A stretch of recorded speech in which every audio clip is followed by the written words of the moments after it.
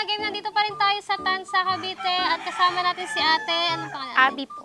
Si Ate Avi, ayan, maglalaro tayo ng Halloween. Ayan, Okay. ang ating unang baraha ay 8. Ate, high or low? Low. Low. Next. Ayun, alas, panalo si ate. Meron na siyang 1 point. Ate, high or low? High.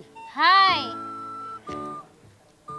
9. Ayan, panalo si ate. Meron na siyang 2 points. Okay. Ate, high or low? High ulit. High ulit. 3. Wala. Okay lang yan ate. Meron ka pang 2 rounds. So, high or low? High. High.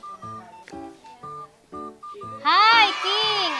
And 3 na sa ating last round. Ate, high or low? Low. Low. Siyempre, low. Ayan. Naka-4 na tama si ate.